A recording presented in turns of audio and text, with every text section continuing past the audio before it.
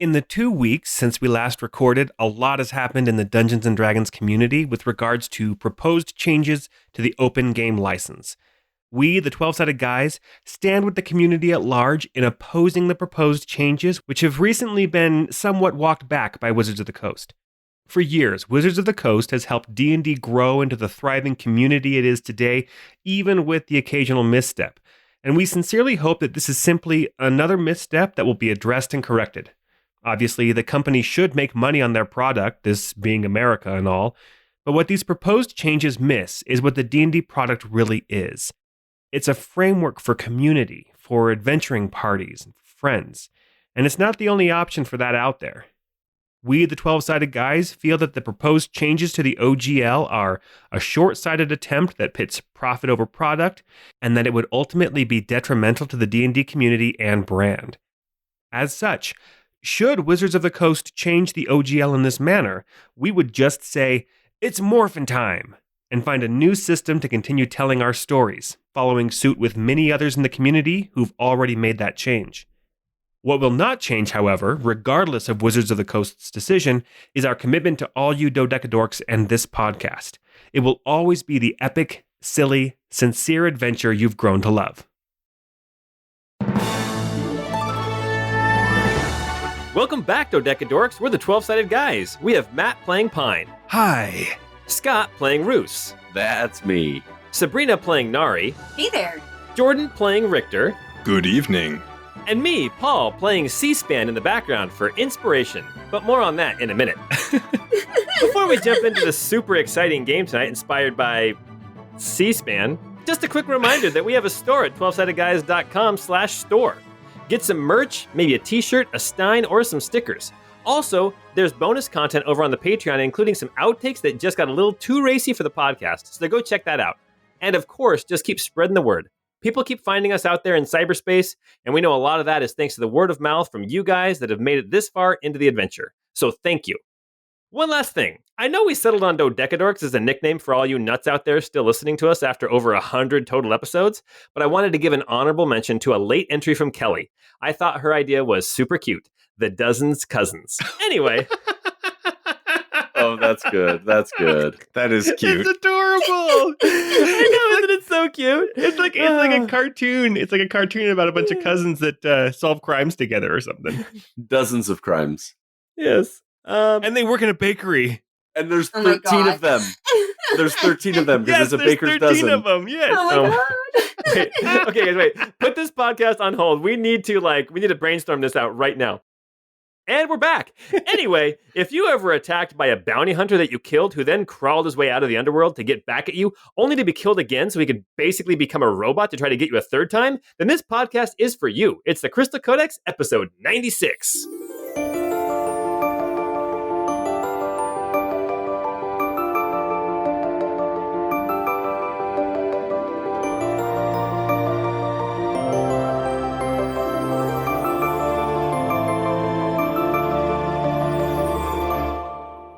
His name was Pyson, but he really pissed me off. Wait, what was that from?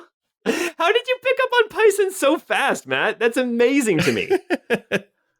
It's from a game called Seventh Saga. Oh, Yes. okay. Oh, which I found out, apparently, that game was hard. You know why it was so hard?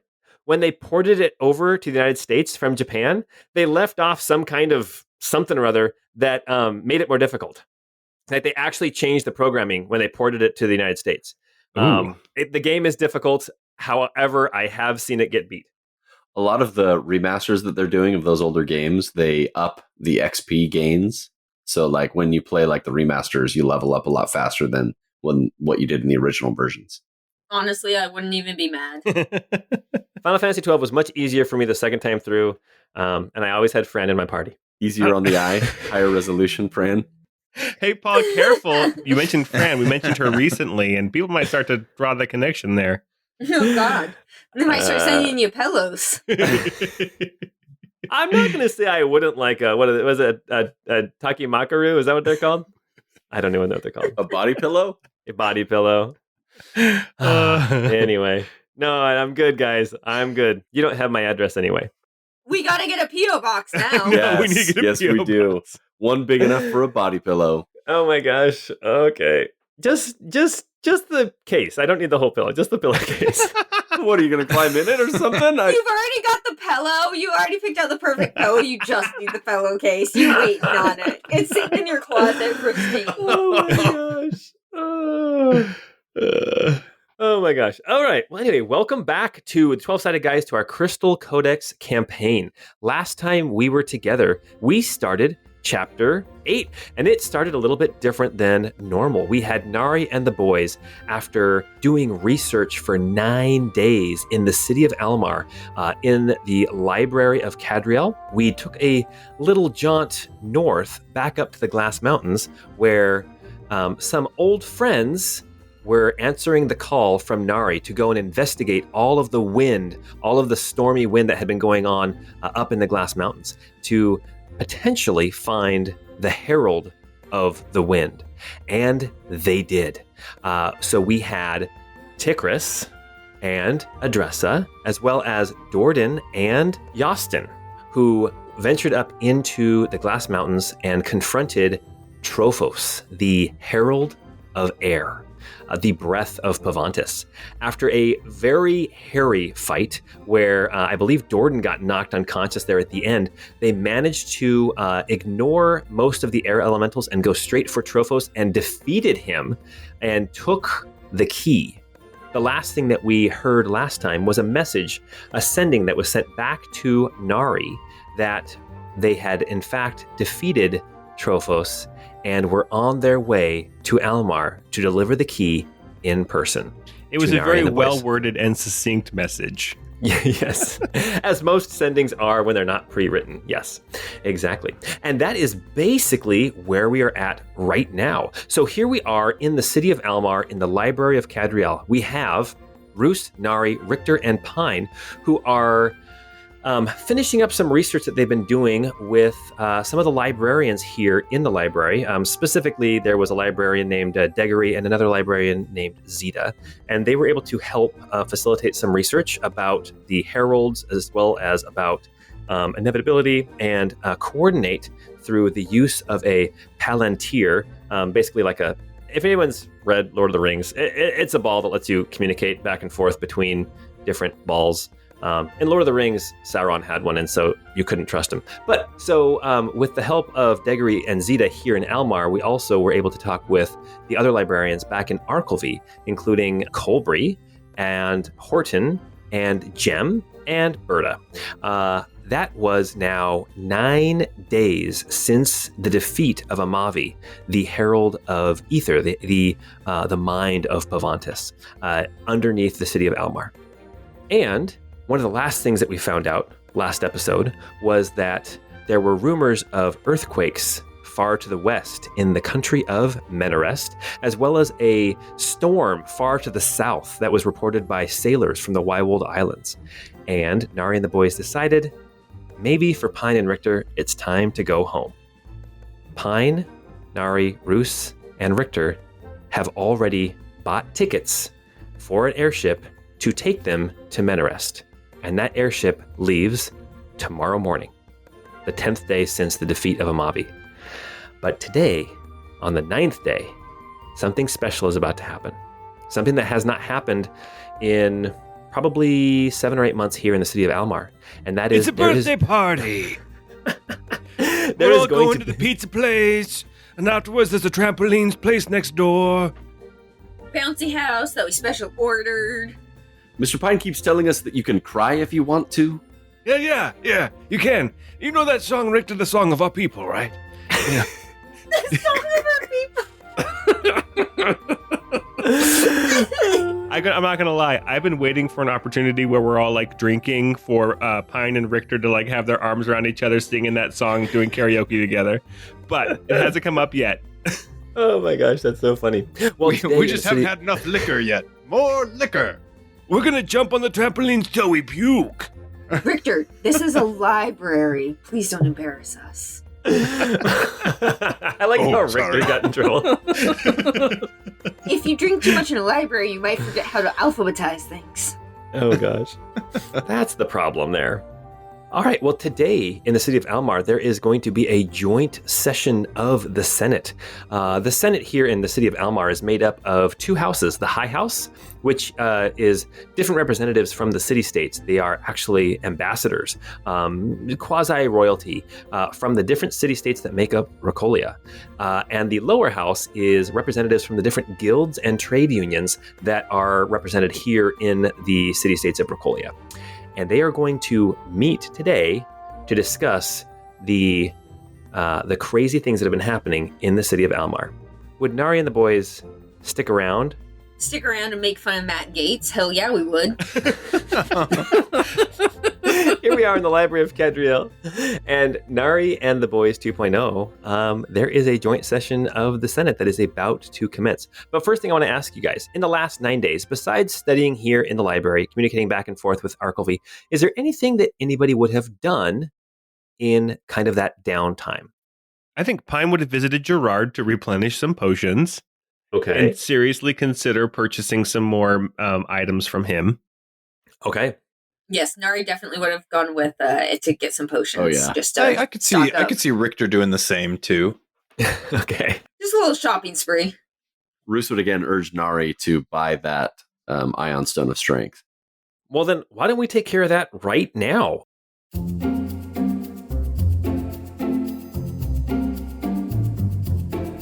As far as the potions of greater healing, there are 5 of them. They are 150 gold pieces apiece.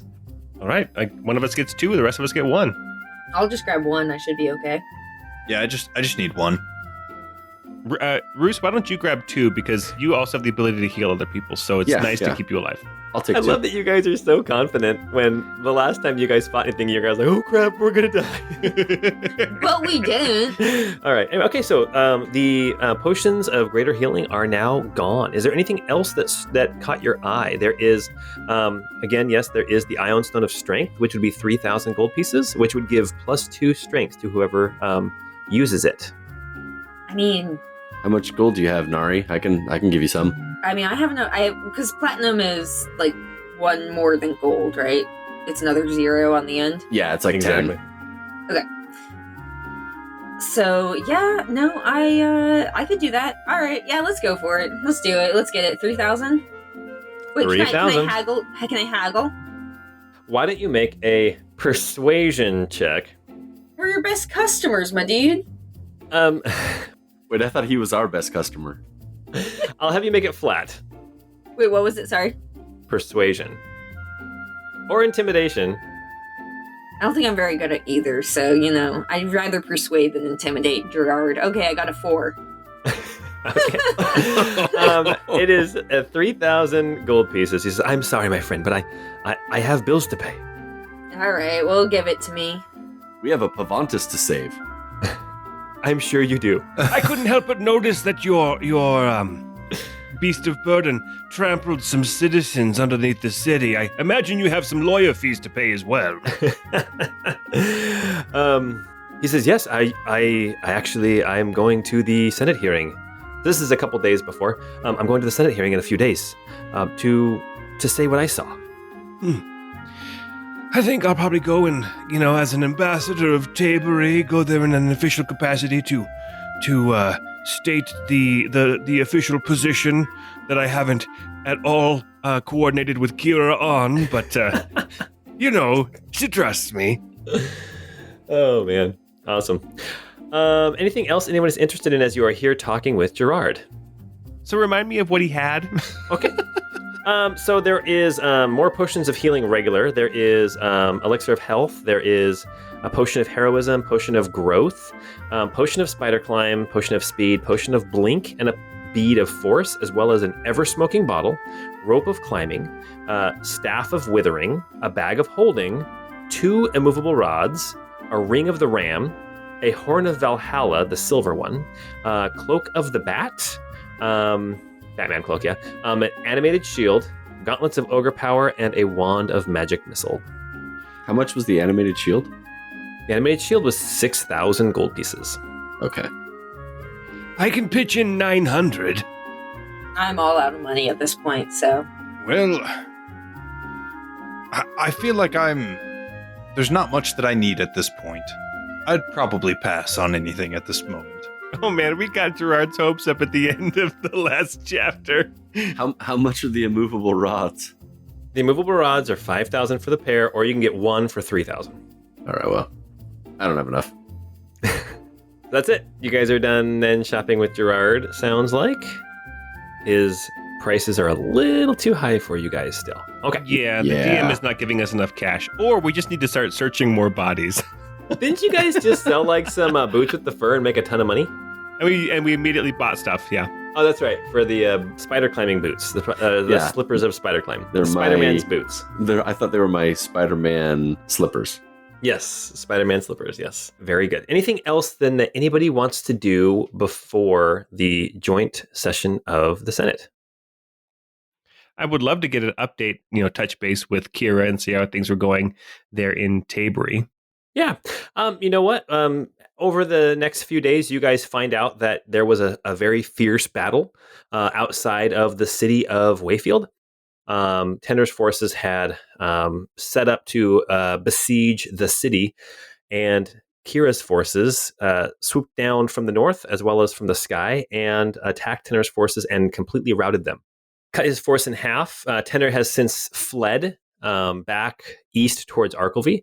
Last you heard, the Angel's Might, the airship of your daughter, Pine, of Sanya, actually won some very heroic battles in the sky over the city of Wayfield. And Tabery's Air Force went from one airship to 2 airships and 3 that are under repair. So Nice. there is that. Did Kira have anything to say about the Senate meeting? Like anything that she specifically wants us to mention or listen in for? No, I got this, Nari. I'm pretty sure I know everything she want me to say. Yes, Actually, let's not ask her. in all honesty, she would just trust your opinion. She's so far away, and she's got her hands full, that she trusts what you guys think would be best. Well, I think there's a few things that we could bring up while we're there. I know this is specifically about what's happened in Alma, but I have no doubt that part of that is going to be the situation with the ormechs waking and leaving. And I think we might be able to shed some light on that situation. I agree, but I do think we should be very careful when speaking about the ormechs. I think a lot of people have spent most of their lives thinking of them as inanimate beings, and I think we should be very careful about revealing their location or anything that could give someone tactical advantage over them. Oh, completely, 100%. In fact, what I was just going to say, I think the only information that I think we should give is that yes, they are a true people. They have consciousness. They have will, and that the city-states of Ricolia should follow Tabery's example in recognizing them as an actual people, a sovereign people. There's also the question about what should be done with the phallic dark stone shape under the city that's thrumming with power. It's positively pulsing. It's throbbing. Throbbing, one might say. Oh my goodness. But anyway, I mean, my concern there is that some opportunists may attempt to siphon power from it or use it for their own ends. Try to do something with it, and I'm afraid it's going to explode. Okay, so you guys had already talked about having Teagish potentially kind of look into keeping people away from down there. So here's what you guys have already put on the plate of Teagish. Pine hired him to locate his son, Temrin Jr. Roos asked Teagish to escort Farron out of the city so that Farron could then travel to Arkelvy, hang out for a bit, and then come back and hunt Roos. That was supposed to happen after 3 days, so that would have happened almost a week ago. 6 days ago, Teagish actually escorted Farron to an airship and watched the airship fly away, and then that is now done. And then you guys have also asked Teagish to keep an eye down below on what was going on beneath the city in that chamber of Amavi. And so at this point, Howling Talon has kind of set up a rotating, I wouldn't say guards because they're not really like, I mean, they can fight, but they're not guards, they're not sentries, but there have been 3 or 4 members of Howling Talon at all times down there, making sure that nobody is sneaking around, poking around, trying to get into the chamber of Amavi. And that is kind of where we're at with Teagish. Man, that guy's clutch. You cannot ask Teagish to do anything more for you. Teagish is overwhelmed at this point. Welcome to the party, pal. We're going to jump on trampolines later till we puke. All right. Well, then that will bring us now to the Senate hearing at the High House. So as you guys leave the Library of Cadriel and you guys head into the city proper, heading towards the Imperial Palace, the High House is on kind of there's like a green space in front of the palace, and the High House borders that green space on the east side. The High House is a large stone building. The front of it has these double doors, and there are these big windows all along the front and along the side, the east side of the building. It is quite large, but you know that inside, you guys haven't been in there, but you've heard that inside there is like an auditorium type space where Senate will meet and discuss things, vote, do all that kind of thing. So we will now venture over to the High House. I wonder how many votes it'll take them. I was just going to say, this isn't the dispensary like I thought it was. Because it's the High House. I actually was going to make the joke. I didn't realize we were coming to my home, but all right. Washington State, it's legal, guys. It's legal. Don't at us. As you guys venture in towards the High House, you guys are now out in front of the building, and there are these double doors in front of you. You guys can go ahead and head on in, and I will describe what you see. There are people filtering into the building as well. The High House is not only for senators. There is, as you go in, you enter in, and then there's these staircases that go up to this kind of raised area that overlooks the kind of the floor. And there are benches set up for citizens to come and sit. And maybe if there's an opportunity to speak or make a petition, this is where petitioners would be sitting. And from the raised area, there are some staircases that go down to the floor, but there's also these bench seating. And as you guys come in, you can see that some of these benches up above are filled with, townsfolk, that kind of thing. And then this kind of, I said bench seating moving down towards the floor, but this is like bleachers. You can see that on these bleachers, there are a whole assortment of different folk. You see like a guy wearing a leather apron sitting next to somebody with like flowers in their hair. You can see somebody who is like, I don't know how else to describe them except for they got like a bunch of cow poop on their shoes, right? This is like the flower-haired hippie probably thought this was a dispensary as well. But you can Honestly, see. can I sit next to her? You can see that these bleachers currently are being occupied by what must be the members of the Low House, the guild representatives. Down on the floor, you can see that there are these much nicer cushioned benches, and they are filled with people who are dressed very nicely. They look very important, or at least they believe that they look important. And then down kind of on the north end of the floor, you can see that there is this raised platform, this raised pavilion, and on the back wall there are 4 chairs, and 3 of them are occupied. You can see in one chair, you see there is a middle-aged, kind of elaborately dressed woman, probably like late 40s, maybe early 50s. She has a high gray kind of updo, like a beehive almost, but it's very well done with like beading and things braided through it. She is dressed very nicely, and she is sitting in one of the seats up there on the stand. And there's like a lectern right there in the front where it looks like that's where the speaker, whoever's speaking, will stand. On the other side of the lectern, there's another chair that is occupied by another middle-aged woman. This woman is much shorter. She's got a big bulbous nose. She's got narrow eyes. She's got like this apparatus on her head. It's got like these multiple lenses, kind of jeweler's loop type thing. And she's got her hair done up in a gray bun. And standing off to the side, there is like a tall man, probably like 6'5", well built. He's wearing kind of elaborate armor. He's got a staff in both hands.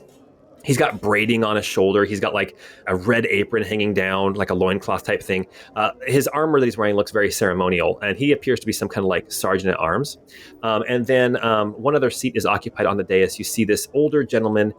He's got a long white beard. He's on wearing the dais, on the dais, on the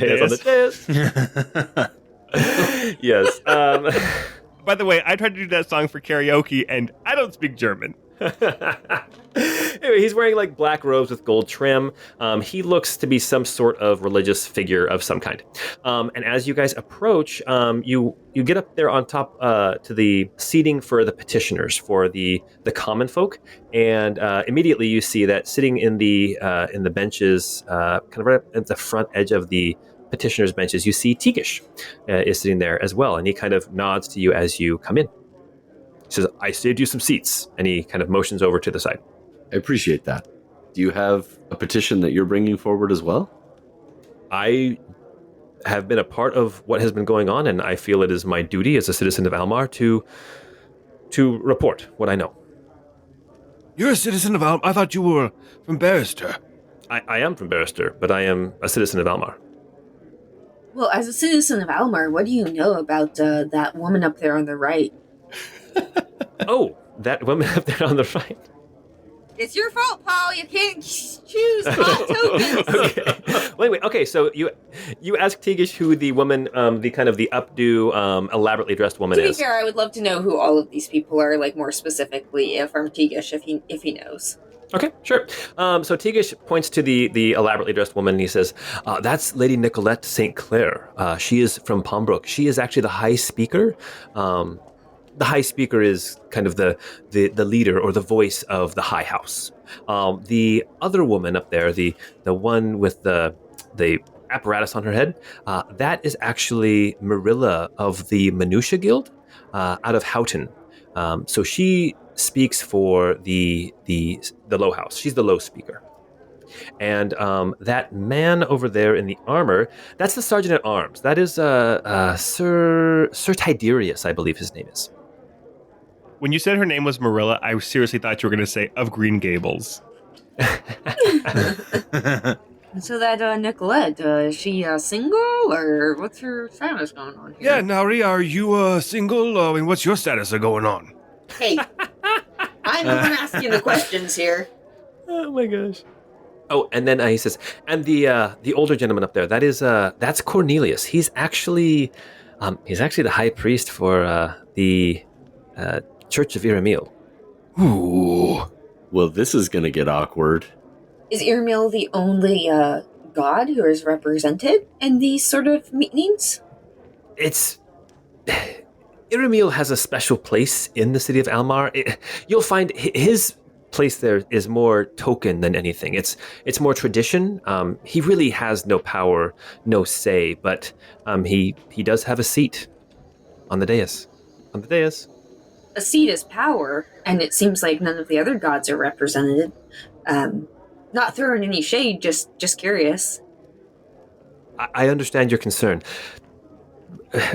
I have never heard him actually speak in session. So Well, what we're about to say may very well elicit some words from Mr. Cornelius. It won't be the first time that we've been personally threatened by Iramiel. Almar is a city that has worshipped Iramiel for, even before the Empire. There's a statue of Iramiel in the bay. The fact that they have a working Senate after just overthrowing the Empire less than 5 years ago, that says something. I mean, progress. Make an insight check. Well, Pine, let's see how well the Senate works, I guess. Pine rolled an 18. Oh, Tigish kind of snickers at you. He's much too polite to like laugh in your face, but you sense a little chuckle as you say they have a working Senate. Okay, so I guess what you're saying is that kind of all bluster and no power? As you are talking with Tigish, suddenly slam, slam, slam, the Sir Tiberius slams his staff on the ground 3 times. And you see Lady Nicolette. Oh, it gets quiet. It gets very, very quiet. Lady Nicolette St. Clair, the finely dressed woman, the high speaker, rises up and stands up at the lectern, and she says, "Oh yay, oh yay." Did I say that? The fact that that's actually what they say makes me laugh every time. I know. She goes, "Oh yay, oh yay. As High Speaker, I call this special joint council of the Senate to order. The High House of Racolia first acknowledges the distinguished members of the High House representing the recognized separate sovereign city-states." And as she says that, there's a quiet murmur as the finely dressed folk sitting on the soft cushions down there on the floor kind of clap and applaud, and they kind of look at each other and bow to each other, kind of like, yes, thank you for being here. It's a little bit pompous. Yeah, we're really important, yeah. A giant circle jerk just erupts. And then Lady Nicolette St. Clair, then she speaks again. She says, "The High House also recognizes Low Speaker Marilla of the Minutia Guild, as well as," and as she starts to speak, suddenly there is like applause and like people stomping their feet as Lady Nicolette like raises her voice to try to be heard over all this cacophony, "as well as distinguished members of the Low House of Racolia representing the guilds and trades." As the clapping and everything keeps going on, Nicolette looks over to Sir Tiberius, the sergeant at arms, who then slams his staff down 3 more times, and then again, until finally it starts to get quiet.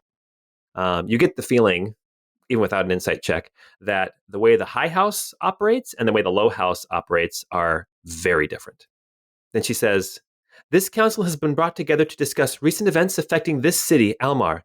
And as Almar is subject to none and therefore subject to all, it becomes a matter to be dealt with by the whole of Racolia. Firstly, the recitation of recent events." And then Nicolette sits down and Low Speaker Marilla stands up. You see that she's very, very short.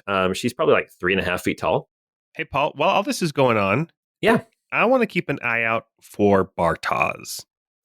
Why don't you make an investigation check? Ooh, that was a good call. And I'll also whisper to my companions, Hey, Bartaz might be here. Keep an eye out. Yeah. Could I make it with advantage if they're helping me? yeah. Roos got a 22 investigation. Roos, as you and Pine are looking around, glancing around, you don't see Bartaz. You, with a 22 investigation, you do see a lot of. Well, actually, the High House is trying to ignore the Low House members, and the Low House members are trying to get under the skin of the High House members. But you see, sitting up here in the kind of the bleachers in the petitioners' seating, you see a lot of people who are scared. You see a lot of people who are nervous, and you see a few people who are angry, and even a few people who look very, very intent on what is going on. I'd say you even see one person who. Their eyes are constantly moving around the room, not focusing on any one place for long. One thing I forgot to describe also, there are also city guards here in the room. There are 2 guards that are kind of by the entry. And then there's another guard who is standing down at the bottom of the stairs between the High House members and the Low House members. And then there's another guard standing at another staircase, and then another guard who's standing kind of at the back of the room. There's a door that leads kind of out further north into the rest of the building, out of kind of this main area. And so there's 5 guards total. 3 on the floor, and then 2 by the front door. I am not feeling great about your description of how many guards there are unnecessarily. That seems sus. I've put guards on the maps lots of times. Honestly, I'm kind of glad. So we're not seeing just how many people are here. It's nice to have maybe some crowd control if things go crazy. Mm-hmm. The last time we were in a big crowd, Bartaz lit it on fire. Maybe we should say that in this hearing. I was fully planning on mentioning that.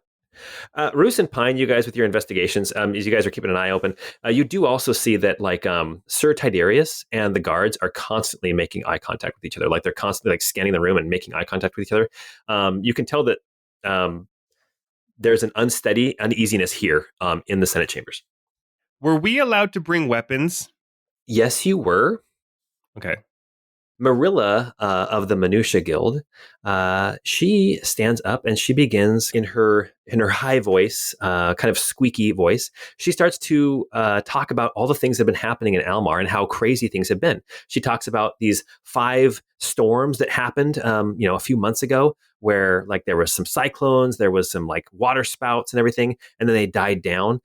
She starts talking about how people have been reporting sleepless nights, how other people have just been disappearing.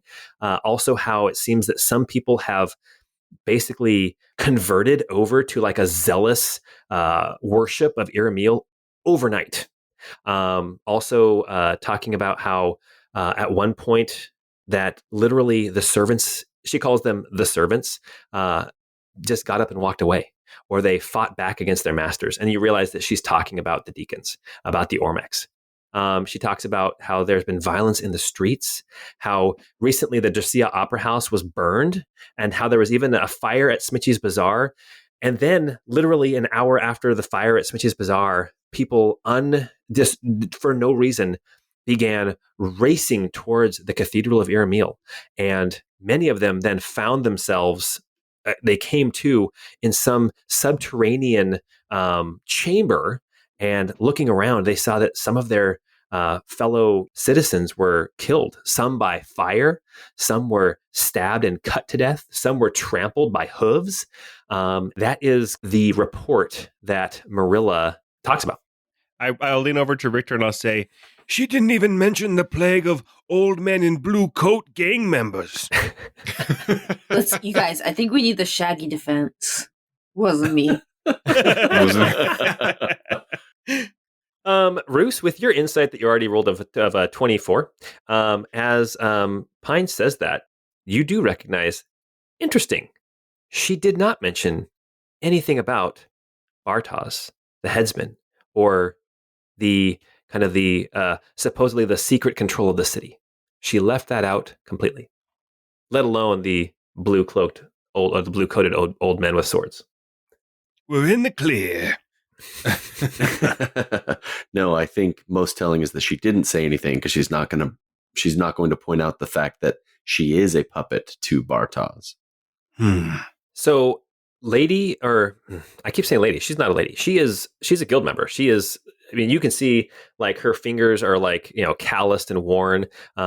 She's of the Minutia Guild. She does like small little intricate like clockwork things. She goes and sits back down, and then Lady Nicolette St. Clair stands back up at the lectern, and she opens the floor to discussion about these recent events.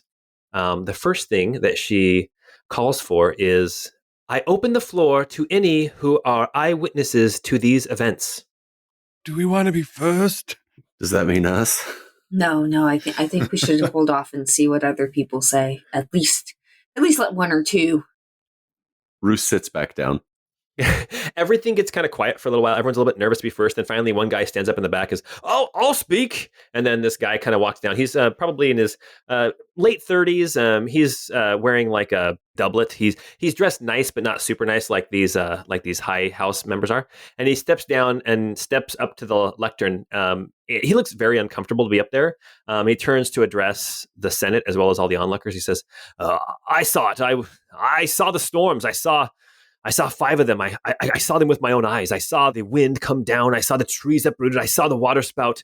But what you didn't say, I saw the five beings that came down with the storms. And then somebody else says, shut up. You're seeing things. And then it starts to get really rowdy as people are like shouting him down.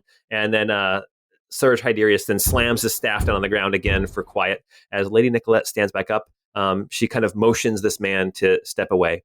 And she says, yes, we've all heard the rumors of things coming from the sky, but no, that has been determined to be figments of our imagination. Anybody else? Any other eyewitness accounts?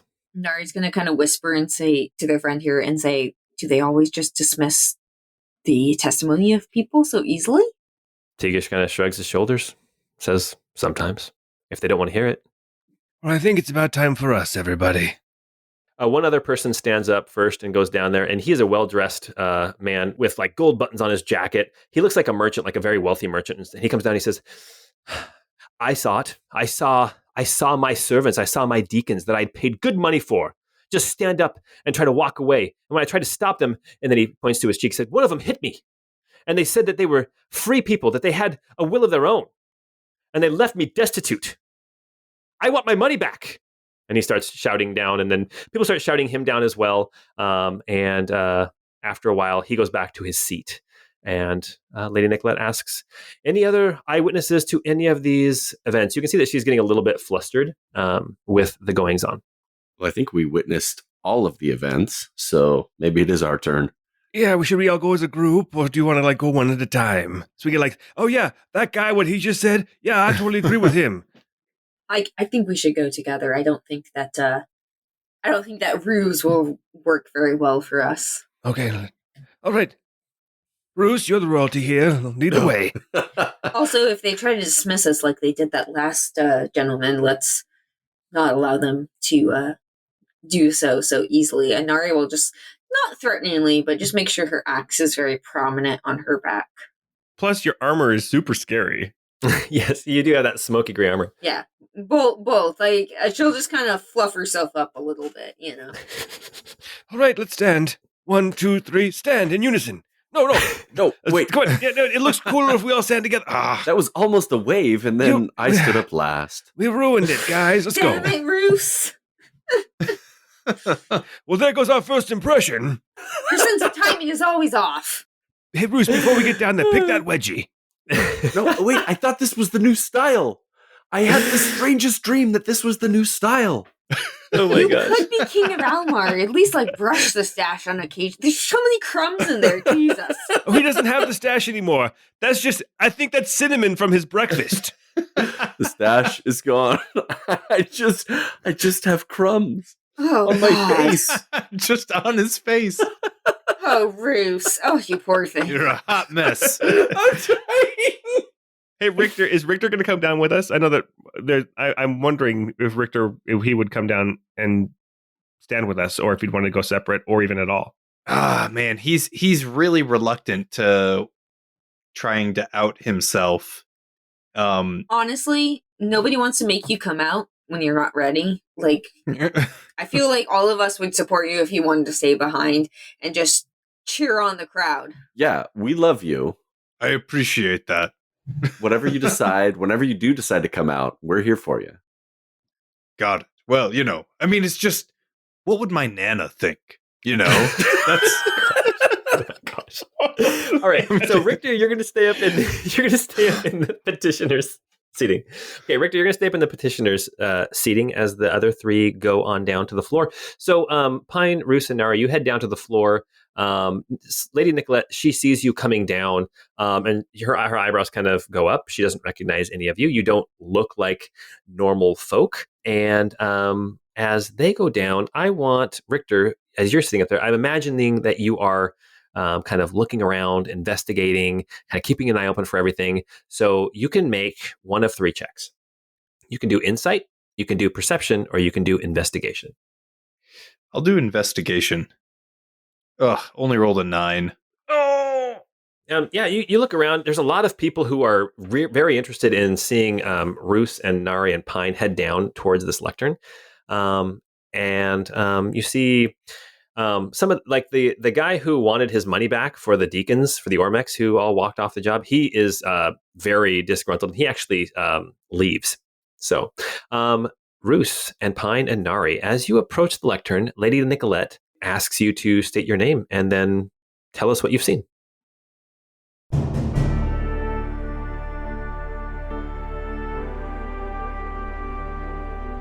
Am I going? I think Pine should probably go first. He kind of seems the most eloquent. Okay.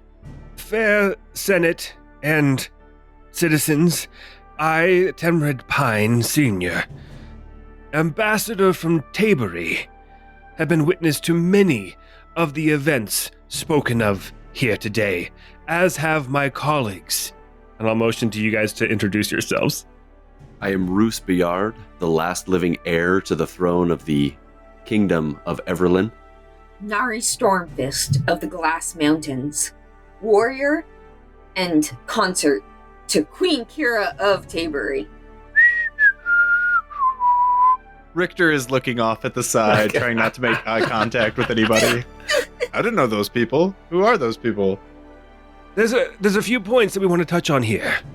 First, you did mention the servants, as you called them, walking off the job. I can attest that what they said is true. Those metal bodies, as hard as it is to believe, house the souls of a race of people who lived thousands of years ago. There is a loud murmur that goes around the room, and Richter, up in the stands, you can hear people saying, "Yeah, that's what mine told me. They said that they were they used to be bird people or something." And so you can hear some people are disagreeing and they're nah, it's not true. And other people are like, yeah, no, that's what I heard too. Okay. Their bodies were put into stasis to survive a calamity.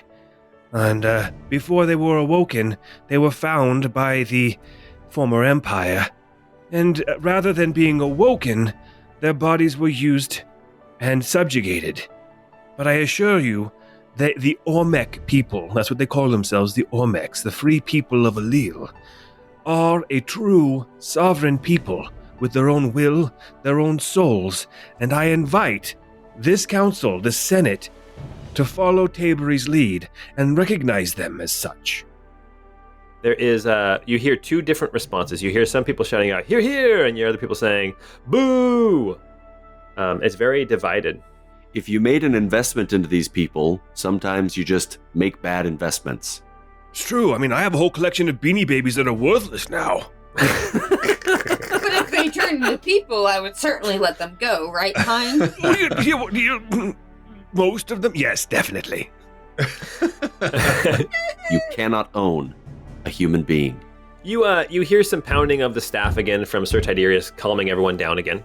And then Lady Nicolette kind of stands up and she says, "Thank you for your words." And then she kind of motions for you guys to step down. Oh, we got more. We have more words. She kind of, So many words. Okay, so she sits back down. Well, the fire from the other night, when my companions and I entered the city, our first night, we went to see the spooniest bard. I'd heard tales of how amazing a performer he is. And while we were there... At that point, we totally lose the crowd because they're all just screaming, "Tedward! Oh, yeah, Tedward, yes, Tedward. Oh, yes, I see him every week." Yes, yeah, you hear all that. We've got the crowd on our side now, boys. Let me back up a moment. There was something that wasn't mentioned in your description of the problems that your city is facing. You didn't mention the fact that the real person in power here is Bartosz, and he's pulling the strings on all of the leadership in the city. Anyway, Bartosz... You see when you say that, you see everyone of the High House. You see, I want the three of you up in the front to make perception checks, but you can see their backs get up, they get very offended by Honestly, Nari might try to not gasp a little bit. She didn't expect him to be so blunt. Quite we're frankly. about to get bludgeoned by stuff. Yeah, Nari knows a little bit of a gasp. She got a 26 perception though. Oh my gosh. Roos got a 31 perception. Oh my gosh. Well, Pine got a 7. I think Pine's just so shocked that Roos just came out and said it. But Roos and Nari, both of you see people are what? They're offended. How dare you say that? And you see a couple people sitting in the front of this high house, a man and a woman sitting next to each other that look very sheepish and almost a little afraid. Roos will point at that man and woman and say, "You two seem to know something. I'll continue with my story. Our first night, we were here to see the spooniest bard of all. And my dear friend, Mr. Pine, was wearing a blue coat. And apparently Bartosz has something out for people that wear blue coats. And he tried to murder my friend in plain sight in front of the entire crowd. He lit the opera house on fire trying to murder my friend. And we had to flee the scene." And you hear people shouting out, "That's unfounded! That's unfounded!" And somebody else says, "No, it was a fireworks display gone wrong." You hear people shouting out random excuses. With Nari's perception, can she kind of pay less attention to what Roos is saying at this point and pay attention to the crowd just to make sure nobody is going to slip out suspiciously and light a fire or attack us or anything of the sort? Okay, yeah. With your perception, you notice that Sir Tiberius and the guards are super vigilant, extra vigilant. But with your perception, you notice that they are looking at each other more than they're looking at the crowd. The other thing that you notice is with your perception, you see that there is one person in the high house on these benches who keeps kind of looking kind of up over your head. Like he's looking at you guys talk, and you see him look up over your head and then look back down at you guys and look back up over your head and look back down at you guys. Nari will kind of nudge Roos and nod to that person. Okay. Roos will turn back behind him to the priest of Iramiel and ask, does your god have any sort of power to tell if someone's telling the truth? Can you cast a spell to see if I'm lying? He almost kind of wakes up like, oh, and he's just not used to being spoken to. He says, I could ask my Lord Iramiel for that power, but I do not have it today. I'd have to pray and gain that power on the morrow. Well, there were eyewitnesses, and Roos will say, my companion Teagish of Howling Talon was there that night, and he would be able to corroborate what we're saying. Teagish does kind of stand up, and he kind of he kind of puts his hand up in the air and waves, and then does a very elaborate, very just kind of sexy bow, and then sits back down. He looks so good in his Barastian clothes. He is so very That is handsome. one sexy lizard man.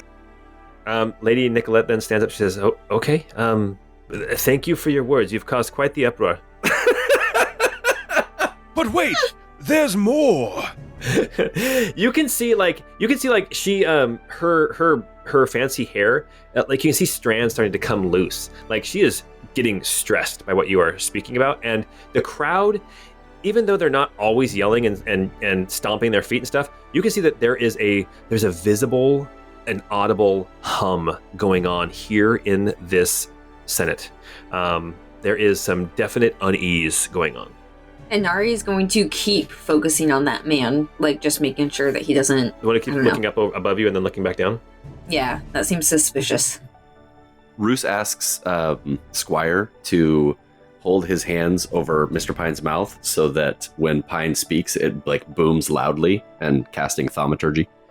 Yeah, Squire actually, he looks at you, Roos, and any sarcasm is gone from his face, and he gives you a very deep bow, and then he puts his hands over Mr. Pine's mouth like you're yelling in like a TV show or something. Yeah, exactly. Okay.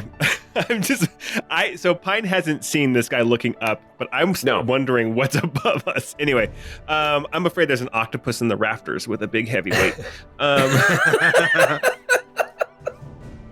So Pine will continue and say, probably the most dramatic thing that's happened over the past few days is the fire at Smitchy's Bazaar and the citizens finding themselves underneath the city in the caves, the catacombs down there. And the phallus too. Oh yeah, there's a penis-shaped thing, and It's not penis shaped. It's just long and hard.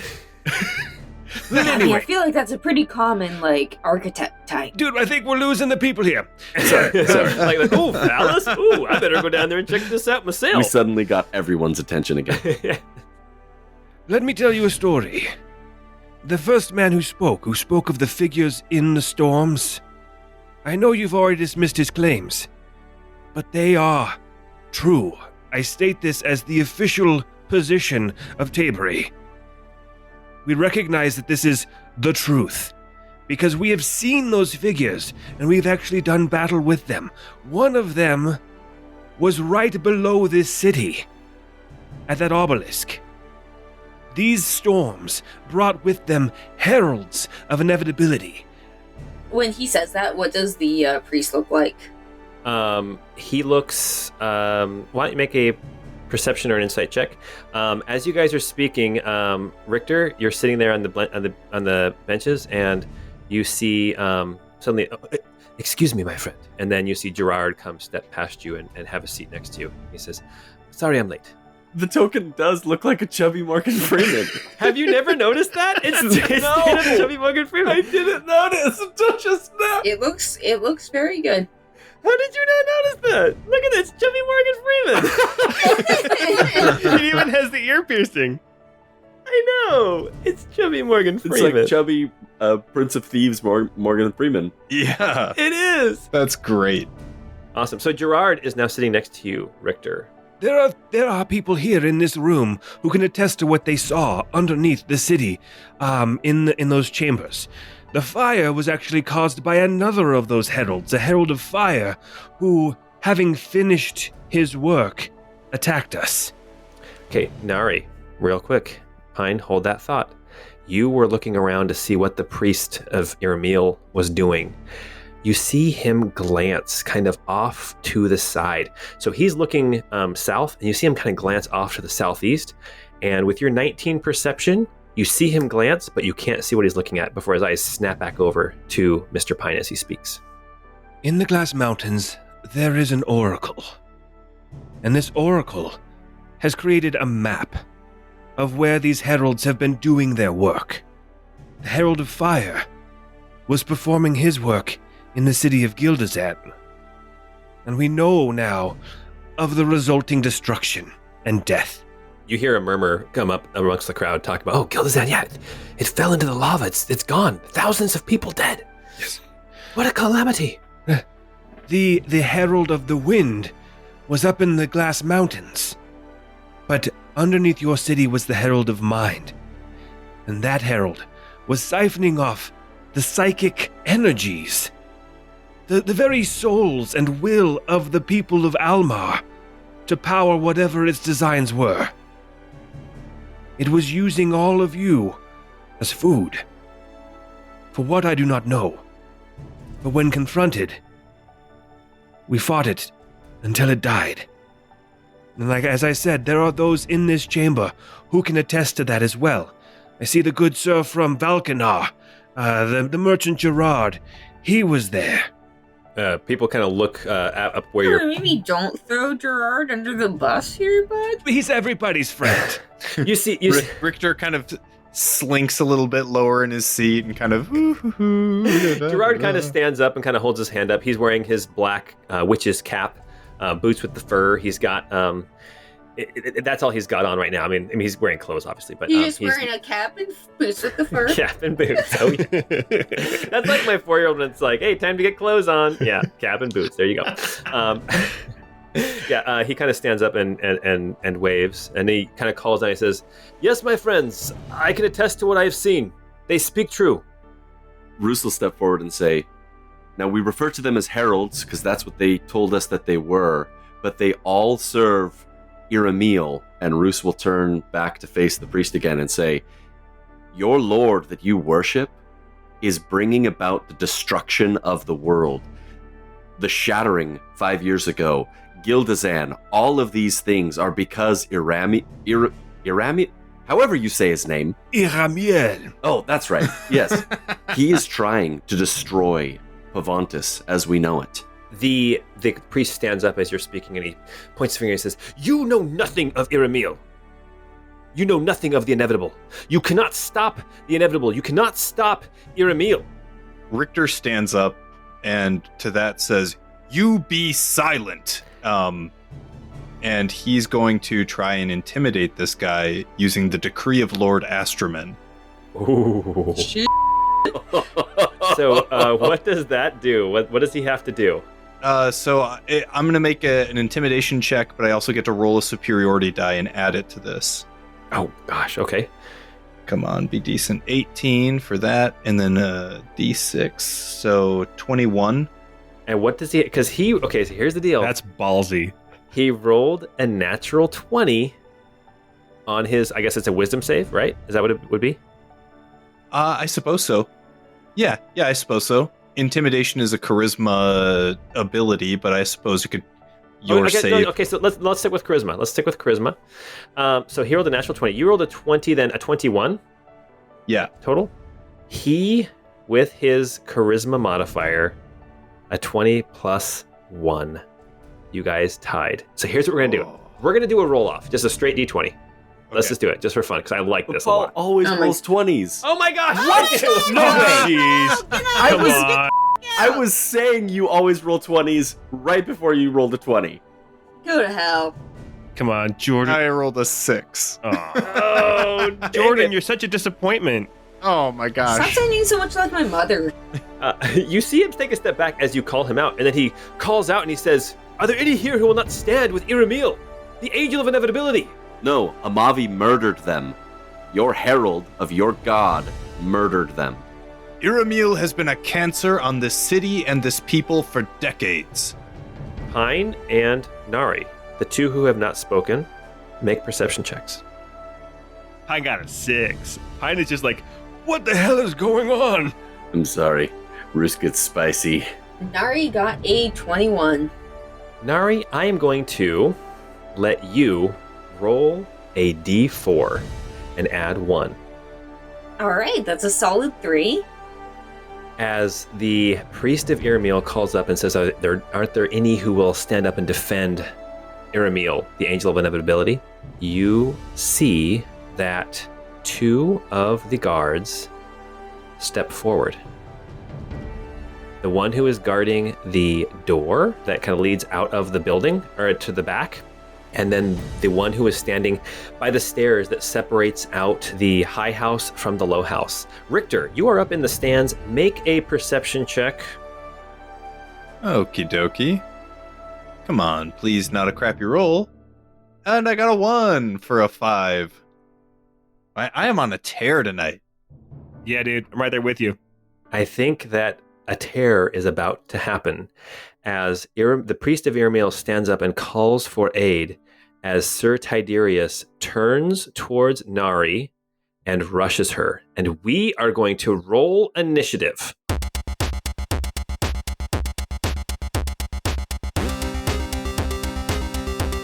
You speak some truth to power, and of course they want to kill you. Every time. Roos got a 10. Pine got a 15. Nari got a 20. Richter got a 7. It's okay, though, because your attack rolls are going to be awesome. Let's hope. All right, so at the top of the initiative, at initiative 20, we have Nari. Nari, Sir Tiberius is rushing at you with this staff he's got in his hand. It looks like it's like a hardwood. It's got gold bands and metal wrapped around it. It looks very ceremonial, but as he is swinging it in your direction, you can see it looks like it could do some serious damage. All right, well, I am going to, I guess, just go after him because he's coming after me with my axe. So that is a 22 to hit. That will hit. Cool. For 15 damage, and then I will come in again for another 24 to hit for 10 damage. Mm-hmm. And then my third attack Oh, jeez. is a nat 20, of course. Oh my for, gosh. For 29, my friend. It sure is. 0 body count. We don't want to kill these people. So I rolled a 4, so 13 damage for that one. Oh, wow. And Nice. if he's not looking too bad. No, not at all. Oh, well, okay. No, this guy, no. Not at all. Not even a little bit? Not even a little bit. Okay. Well, let's just use our extra attack then. Let's go for it again, just in case. He's looking too good. Your action surge? Yeah. Okay. Let's go 18 to hit. That'll hit. That does 12 damage. And then again, 13 to hit, I'm assuming. That will definitely miss. His armor looks very ornate and kind of over the top, but it is still plate. Okay, and then my last roll was for a nat 1 to hit for 10, so cool. Well, that will miss. Dude, this Senate meeting is turning into like one of the, the videos you see of like Eastern European like congresses, like all just Oh, man. throwing shoes at each other and stuff. Are you talking about Eastern America? Like the DC? Okay. Why don't you love America, Sabrina? That's Nari's turn then, right? Okay. Oh, I missed somebody. Oh my gosh, you guys, I am losing it. I gotta add a turn for this guy. Yeah, I was wondering where Gerard was. I gotta add Gerard in too. Give me a second. Awesome. Okay, Nari, good first round. You dealt like a total of like 50 damage with your attacks. That's great. And now it is his turn. Sir Tiberius is going to swing back at you with 2 attacks. It looks like that is going to be a 17 or a 19. 19 will still hit, yeah. Okay. That will be a total of 8 damage to you. Pretty Oh, weak. no. You rolled a 1 and a 2 for the damage dice. My elbow. And that is his turn. He is going to stay put, and that brings us now to somebody in the stands. As everybody stands up and begins to clamor and fight and yell and scream, suddenly, Richter, you see over to the to your right, over on kind of the east side of the building, you see a woman who had been sitting up there stand up, and she holds her arms out, and she is going to cast a spell. Nari, you have magic missiles coming your way. Nari, that is going to be 10 damage. Just, you get hit for 10 damage as these magic missiles come flying your direction. And that is all she can do because most of her spells are area of effect. Okay, Mr. Pine, it is your turn with initiative 15. Okay, so up on the dais right now, I'm standing right next to the Minister of Minutia, or whatever her name is. Yeah, the low speaker, yes. Marilla, the Minister of Minutia. Minutia. And to the east, then, is both the priest and the Tiberius, and then a little bit farther there are a couple guards. But I can get the priest and I can get Tiberius in a 30-foot cone, and I am going to shout. Hopefully, thaumaturgy is still active, and I will shout and say, Your defeat is assured. Flee or fall. It's a terrifying shout. I need to do a DC 16 wisdom save, or they are afraid of me. They drop their weapons, and they have to use their actions to flee from me if they can. But I'm about to do something else, too. So it was against the priest and against Tiberius, as well as that guard who looks like... That guard is actually too far away. Okay, so only those two, only the priest and Tiberius. Yes. Cornelius, the priest of Iramiel, is now afraid of you, Mr. Pine. Tiberius is going to burn a legendary resistance, and he is not afraid of you. Okay. Well, that sucks. That was a level 3 spell. Do they move immediately? No, it's on their turn, but I'm actually going to move up within 10 feet of them now, so now they can't, if they're afraid of me, they can't move. Okay. All right, you guys, you have now boxed in Lady Nicolette St. Clair. I'm sorry, I moved to the wrong spot. I would move up kind of away from the two representatives, maybe close distance with Nari. Gotcha, okay. So yeah, you are kind of standing still on the dais, close, within striking distance of Sir Tiberius, but you are still within 10 feet of Cornelius, the priest of Iramiel, who is terrified of you. Okay. Awesome. And he cannot move. And he cannot make a saving throw until I'm out of his line of sight, which means he's just stuck there. He dropped whatever he was holding. Which was nothing. Okay, he can't move. Can he make any actions? It says, while frightened, a creature must take the dash action and move away from you by the safest available route on each of its turns unless there's nowhere to move. And then it says, if the creature ends its turn in a location where it doesn't have line of sight to you, the creature can make a wisdom saving throw. So, I don't know. You have to rule on this. Basically, he's out of the fight. That's what I was hoping for. And is it a concentration spell? It is concentration, so I'm concentrating on it, yeah. All right, sounds good. Okay, very good. And then is that all you're going to do then this round? Yeah, for now. Mm-hmm. Okay. Gerard, it is his turn. He steps up and immediately blasts he pulls out his Wand of the War Mage, and he blasts 3 blasts down in the direction of Sir Tiberius. And it looks like, not so great. He hits with one of them, though, and that is going to be a total of 14 damage to Sir Tiberius as a blast of energy goes shooting out of his Wand of the War Mage. And that is his turn. Tigish's turn. Tigish is going to rush down past Richter and confront this guard who was standing at the base of the stairs. So basically what happened is Sir Tiberius, 2 of the guards, and somebody in the stands, thanks to the D4 roll +1 that Nari gave us, there are now 2 guards and somebody in the stands who are Iramiel associates, I guess you could say. And Tigish is going for one of them currently. Let's see. They're Iramiel's bitches. He is going to hit once, and that is going to be... Oh, gosh. Oh, flippity-doo. It's going to be a critical hit Oh, hell yeah. because of Assassinate. That's going to be a lot of damage. That's going to be, I believe, that's going to be 55 damage with one hit Oh, man. because Tegish is an assassin. And that is Tigish's turn. he is. Nice. Jeez. And that brings us now to that guard who was just attacked is going to attack back at Tegish. This guard, she's going to attack 3 times at Tegish. The first one is going to be a shield bash with her shield that says wham on it. Oh, great. I was wondering if they were going to show up. AC 15 and barely hits. So Tegish is going to have to make a saving throw with a natural 1. Tegish is knocked prone and is going to take some damage, 11 damage to Tegish. And then 2 spear attacks are coming with advantage. The first one is going to be, definitely a hit. And the second one is going to be another hit. 2 hits now with the spear. That is going to be 4d6 plus 8. Oh, that's nothing. That's only 16 more damage. That is 27 damage total to Tegish from this guard, and Tegish is prone. And back up to the dais where we have Roos. It is your turn.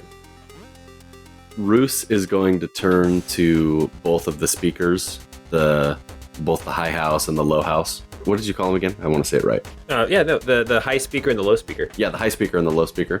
The woofers and the tweeters.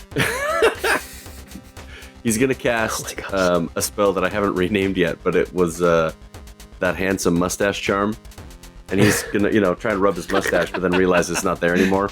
And just get a bunch of powdered sugar on your fingers. That's right.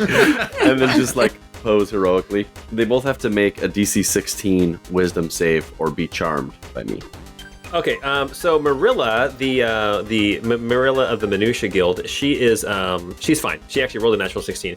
But Lady Nicolette St. Clair is natural 1. She is 100% charmed by you. You get all the hoes, Roos. Roos will stand and just... Do I know which ones it worked on? I'm assuming I would intuitively know. Yeah, you would know. So Roos will look at her and say, "How dare you attack 3 dignitaries of foreign nations on the floor of your Senate? You must end this now." Very good. At the end of your turn, Sir Tiberius is going to take a legendary action and is going to command the guard who is attacking Tegish, and he's going to call out and say, "Get him again!" And the guard gets 1 extra attack, and it is still with advantage because Tegish is prone. That is going to be a natural 20. Oh, jeez. Oh, no. Yep. And that is going to be 2d6 plus 4. So 2d6 times 2. Let's do 4d6. I hate all of your 20s, Paul. Every single... Oh my gosh. Oh, jeez. Oh my gosh, I almost got it. The number of times you roll 20 and max damages, it's insane. Okay, you guys fought a Mavi 3 episodes ago, and you know that's not true. Amavi could have wrecked you guys. Anyway, okay, that is going to be a total of 25 damage to Tegish. Tegish is looking very, very rough. Good thing we have a friend there with potions. Oh no, we bought them all.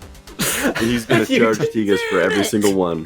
Oh gosh, oh you know it. Okay, and that brings us now to the other guard on your side. First off, he's going to step up to this other guard, one of the guards who did not turn, make a quick attack against him, and miss. And then make it straight up like a coup. Make a second attack, and that will hit, and that is going to be more than enough. He spears this one guard who was standing still on the side of the Senate, killing him outright. And then with the rest of his movement, he's going to move over and confront Mr. Pine. Mr. Pine, 1 shield attack coming at you. That's going to be a 14 to hit. I think that's going to miss. And be insufficient. And with that, another legendary action as Sir Tiberius says, "Stab him again!" And that guard is going to attack Tegish again with advantage. Oh gosh. This time only a 19. Oh man. 2d6 plus 4. That is 15 more damage. Tegish is hurting very, very bad. And that brings us now to Richter. Richter is just going to charge down the stairs and engage that guard that's been stabbing Teagish. All right, yeah, this guard, she's standing there. She just stabbed Teagish like 4 times. So we'll have one attack. Please don't be crappy. 21 to hit. That will hit, yeah. All right. And that will do 16 piercing damage. And then he is going to yell out, "You have been judged and found guilty. Swordmaster's justice." And he will go ahead and strike this person for another 68 of damage. Oh my gosh, that's right. Another 26 damage, and she is prone. And she is prone. Okay. Yes, she falls prone next to the prone figure of Teagish. Good. And then I'm going to attack her again. With advantage. With advantage now. Kick a mother down! A 24 to hit. That will hit. Another 9 piercing damage. Teagish looks incredibly rough, and this woman. I got one more thing I can do as a bonus action, though, I think. Okay. Let me see because here. She's looking real rough. Oh, actually, no, it's a superiority die one. And Okay, yeah. No, I think that's it for... Yeah, that's it for him. Yep. As Richter finishes his turn, Sir Tiberius calls out to this other guard who's right next to him, who is confronting Mr. Pine and says, "Get the old man!" And he is going to now attack at Mr. Pine 1 time with a shield. That's only a 15 to hit. Don't sound so disappointed, Paul. He's trying to break the concentration so that the priest of Iramiel can go. Oh, actually, sorry, that's not a 15. That is actually a 16. That still does not hit. That still doesn't hit, yeah. Okay. All right. That is now the priest of Iramiel's turn, who is stuck and cannot move. At the bottom of the round, we have some movement that is going to take place. We have Marilla, the low speaker, is going to dash away and go kind of move towards a corner to hide.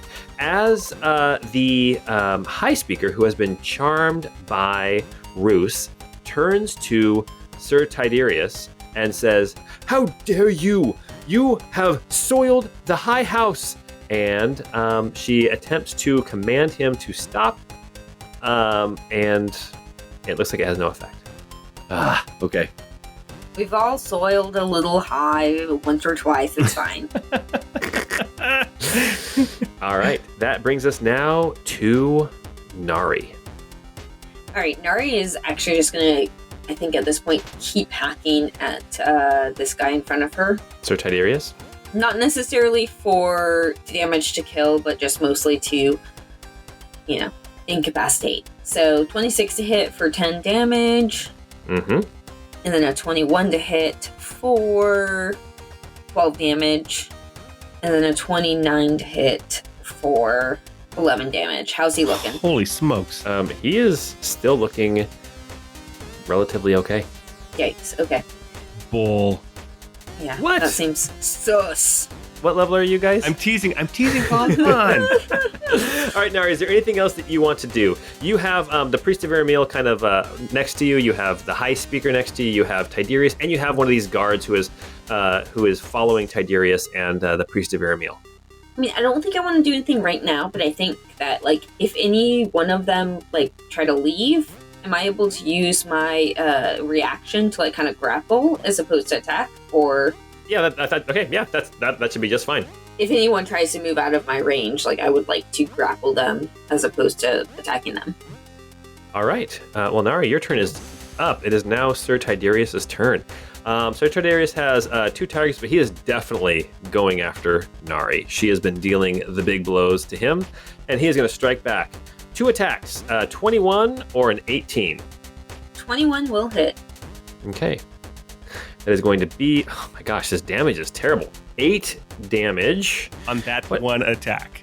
What? The damage is terrible on that one attack, Paul. Oh, sorry, 9 damage.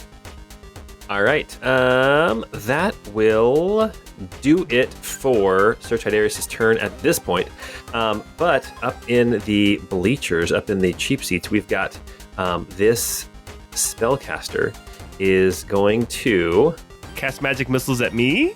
no, actually, I need Constitution saves. You've been waiting for that for so long. I know. Richter, and then from Tegish. Tegish is going to roll a Constitution save and fail. Okay. A 16? That will save. Okay, you're going to Yay! take half of this damage. Oh. It is cold damage, and it is going to be 32 damage, and Tegish drops. Ugh. Oh, and one more save needs to be made. And so does this guard that you knocked prone, Richter. She knocked Tegish down, and she also took out this guard that you knocked prone. Wow. That's ruthless. It's clobbering time. Was that Cone of Cold? Yes, it was. Jeez. That is her turn, except for she is now going to step back. She is actually now moving kind of north towards the staircase going down onto the floor of the Senate. Kind of the further to the side one. Okay, that brings us now to the guards. Two of the guards who are still back here by the door are going to rush forward and try to get into the scrum, rushing past Gerard, but they are not in the fight in any way. And Pine, it is your turn. Okay, first things first, Pine will just bellow out, "This is an attempted coup!" And then he's going to take some attacks. You said Tiberius, right? Yeah, Tiberius. Okay, Yeah. I keep thinking, James Tiberius Kirk, but Tiberius. But there's also the other guy right in front of me who can knock me prone. Yes. Who has not been hit yet. Okay, I'm gonna go ahead and come after Tiberius. Okay. That guy's the big problem here. So my first attack with the Taborian Bastard's Blade level 3 is a dirty 20. That'll hit.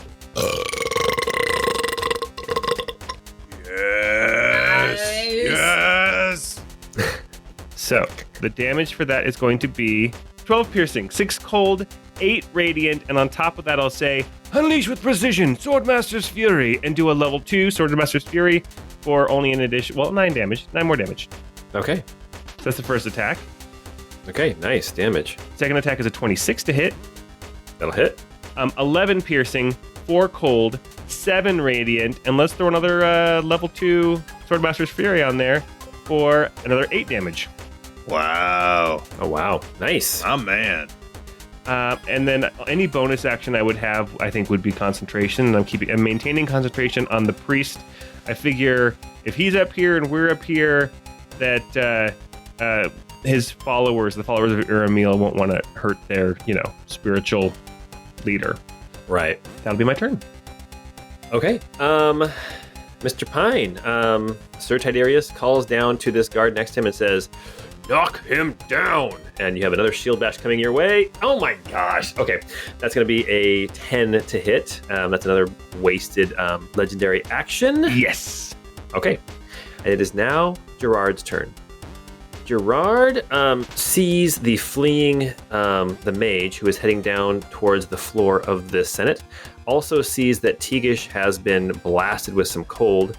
Gerard's going to rush over towards Tegish and administer a potion of healing, giving Tegish a whopping 4 hit points. Better than death. Better than dead, yes. Tegish is still prone. And now that will bring us to Tegish. Tegish is going to stand up and look around the room and see Marilla, the low speaker, rush over to her side and put his arm around her and say, "Come with me, Lady Marilla. We'll get you out of here." And he is going to try to assist her and protect her from any damage coming her way. And we have a dead guard. And now it's Roos's turn. Roos, you are up on the dais. You have commanded the high speaker, who seems to hold no power over anything going on at this point. Also, if you haven't figured it out, there's also people running left and right and screaming. People are fleeing this building, heading south towards the doors to get out of the building as fast as possible, trampling over each other. Mr. Roos, what are you going to do? So I'm going to go reposition to be standing behind, opposite Mr. Pine on that soldier, and kind of southeast from Tiberius or Tiberius? Tiberius. Southeast from Tiberius. As he's moving, he's going to say to the high speaker, "You should really go and admit to the low speaker that you work for Bartas. You should really go and admit to that. And then as he's saying that, he's going to strike out at Tiberius. Okay. I got a 13 to hit. That will miss. For my bonus action, I'm going to throw Gigi towards the wizard lady that's been shooting spells at people. Oh, okay. And Gigi's going to lash out with her bright blue tongue for a 24 to hit, That will hit. dealing 12 force damage. Ooh, nice hit. Nice. And that will be my turn. Awesome. All right. We've got 3 more people this round. We have the guard with the shield. Actually, no, wait. First, Roos, after your turn, Tiberius is going to turn towards you, and he's going to strike out at you with his staff. That is going to be 22 to hit. That will hit. Oh my gosh, my damage is terrible. That's going to be 10 damage to you. I'm going to use my reaction to have Squire half that. Okay. And then this guard who's been trying to knock Mr. Pine prone is going to attack with the shield again. That's going to be, finally a hit. That's going to be a 23 to hit. Okay, that hits. Okay. And you are going to take 7 damage. And you need to make a save. You need to make a strength save, difficulty 15, or be knocked prone. Oh, come on. 19. Oh, thank You goodness. saved. Oh my gosh. That was clutch. You know what? He's going to attack you with the shield again. That's going to be only a 17 to hit. That'll miss. And shield one more time. 18 to hit. That still doesn't beat my AC. Oh my gosh. Okay. After his turn, As he's coming at me with this shield, I'm basically like deflecting it with my cane. okay. Then Tiberius is going to attack at you, Mr. Pine, with his last legendary action of the round. That is going to be 18 to hit. Nope, that still won't hit. My AC is still 19. I burned up all my good rolls at the beginning. Okay. Here we go. Richter, it is your turn. Yay! Richter is sees that the mage that fired the cone of cold at them has darted off to the northeastern side of the platform and heading down those stairs where Gigi engaged her. Having noticed that, he yells out, "The light shows us the way! Speed of the light!" So he uses speed of the light to double his movement for one of his abilities, which is kind of cool because it doesn't even require a bonus action. It's just an other ability. Okay. Which is Nice. nifty. Not that I will be using a bonus action at all for anything, but hey, you never know. And I'm going to go ahead and make an attack at her. Okay. So a 19 to hit. That will hit. All right. We'll go ahead and do 11 piercing damage, and he will also yell out, "You have been judged and found guilty. Swordmaster's justice." And will... And now that you have 3 slots, you're like you're really liberal with them at this point. yeah, no, it's getting wild over here. So another 25 damage, and she is knocked prone. She is definitely knocked prone as she falls down the stairs dead. Nice. Okay. And then, I'm going to then use my bonus action to cast my last spell of Far Step to teleport over here. Oh my And then gosh. I'll make my last attack action on Tiberius. Okay. 28 to hit That will hit. Jeez. for 10 piercing damage. Awesome. And that's it. I don't have any more spell slots or anything. So Do, Oh my do you gosh. remember when your rolls were sucking? I know, right? Now I'm like nailing all my attack rolls. It's great. All right, Richter, your turn is up. All legendary actions have been done. It is now the priest Cornelius, the priest of Iramiel's turn. Did you make your concentration save? Concentration save. Yeah. That was only an 8, so he's no longer concentrating on that fear effect. So he can now move on his turn, which it is his turn. And what is he going to do? He is going to... If he tries to run, Nari is going to full body tackle him. Run away! No, I'm afraid that this guy's a high-level cleric. I think so too. But we'll see. This guy is going to cast a spell. Oh, jeez. Suddenly, a wall of fire erupts and it whips around you guys. Oh, that includes the speaker. It looks like he and Tiberius are safe. I need everybody else to make a saving throw. It is a dexterity saving throw. Everybody gets to add 4 because you're all within 10 feet of me. And this includes the guard who has been fighting alongside Tiberius. So Richter got a 23 when he adds in Pine's bonus. And Pine also got a 23 because we're twins. Nice. Yay! Bruce got a 22 when adding the +4. And I got a nat 20 for 22, plus 4 is 26. Did everybody beat a 15? Oh, yeah. We all saved. Yeah, dude. Okay, well, you guys are all going to take 22 halved to 11. I think when this pops up, you can tell that the side you guys are on is hot. Very, very hot. The guard who he also took the damage that he did not save. He's going to take all 22 damage, and the first damage that he takes is from an ally. And that is going to take us back up to the top of the round as all hell has broken loose here in the high house of the Senate in the city of Almar. We have senators rushing here and there trying to get out of this building. There is now a fire inside, which seems to kind of be common here in Almar, apparently. We have some dead soldiers. We have Tegish has taken some big hits, and we have all of this craziness happening here in the Senate, in the capital of Almar. On what day are we recording today? Oh, that's right, January 6th. But that's what we're going to leave it for tonight. Oh, man. Oh, man. Hey, right, you guys. wait, question. The high speaker, is she in this wall of fire? Oh, no, the high speaker is instantly killed. That is a very good point. The high speaker is burned to This is death. a coup. This is a You coup are attempt. Instantly. not allowed to kill babes like that, dude. I guess I should have probably said that. High speaker gets toasted by this wall of fire. And that's where we're going to leave it. So, hey, if you like what we're doing, go check out our Patreon. We got some awesome content that's been going up there. We had some outtakes that went up just a little while ago. We also have some outtakes that just got done today. I'm sure that are going to have to pop up in the next one. Also, don't forget our shop. You can go get some Dodecadoric drip and, ratings, reviews, Patreon, all that fun stuff. Until we get together next time, we hope you have a great time.